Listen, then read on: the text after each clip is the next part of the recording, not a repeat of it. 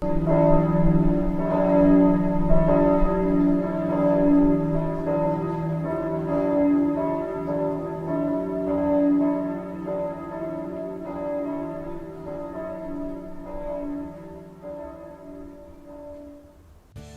mga bay! Welcome to our channel, Ay Sambingay!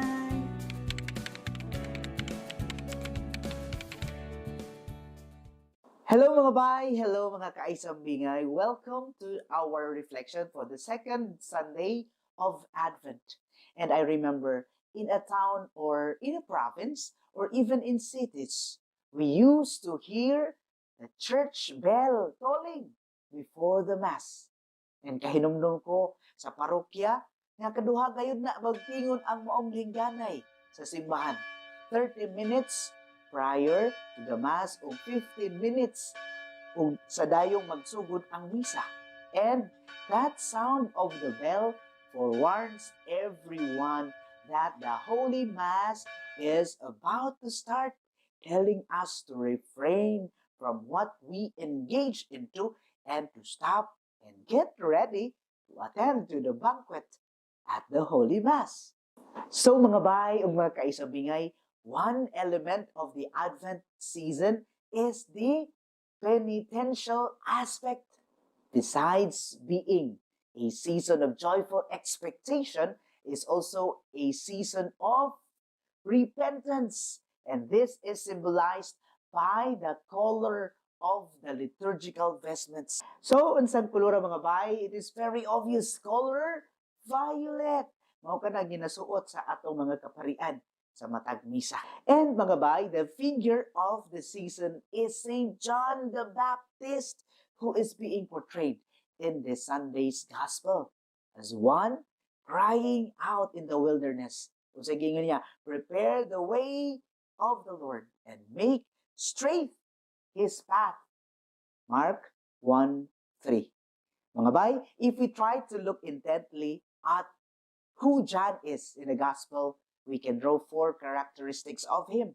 First, Saint John the Baptist was dedicated to God from the day of his birth.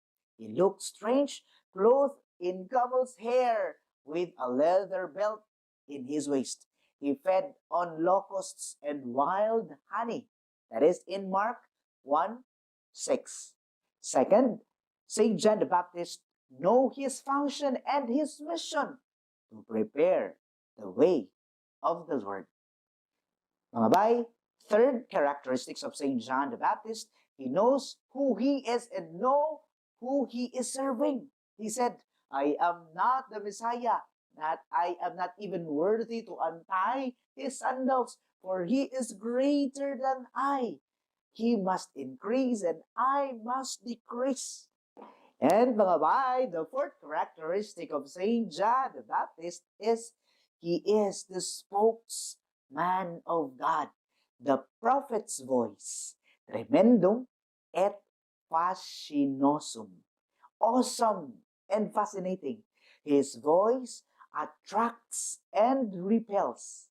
So mga bay, John was preaching about the new way, the new people, and the new life. He was indeed preparing the way for Jesus, the Messiah. And this is simply implying us that if we accept Jesus as Emmanuel, God with us, then things start to change. The change within ourselves, repentance and conversion, kon metanoia. Adunay kausaban diha sa atong mga maayong relasyon sa uban, like preoccupations, priorities, and it trickle down to our families kung sa ato ang communities. Mga igsuon, kini musanga o musaha unta ang atong mga maayong buhat ngadto sa uban, sama sa mga naa nagtan-aw ng mga plantito o mga plantita nga mahilig og tanom nga nagtan-aw.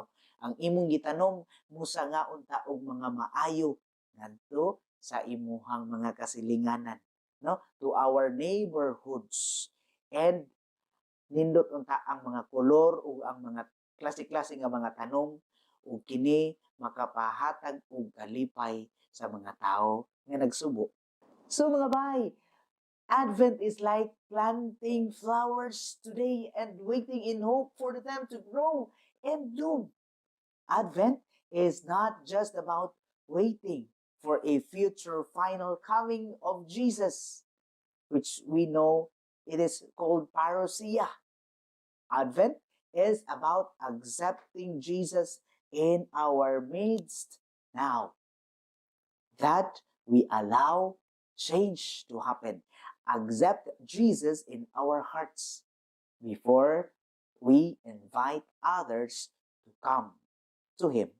So mga bay o mga kaisubingay, this is our reflection for the second Sunday of Advent. And if you like this video, please don't forget to share to our brethren sa mga igsuon nato nga mas uhaw sa pulong sa inyo. And if you love this video, please don't forget to like our Facebook page and subscribe to our YouTube channel for you to be notified when a new video is being uploaded.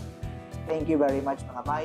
O ang Diyos, langit kanatong tanan, sa ngalan sa Amahan, ug sa Anak, ug sa Espiritu Santo. Amen.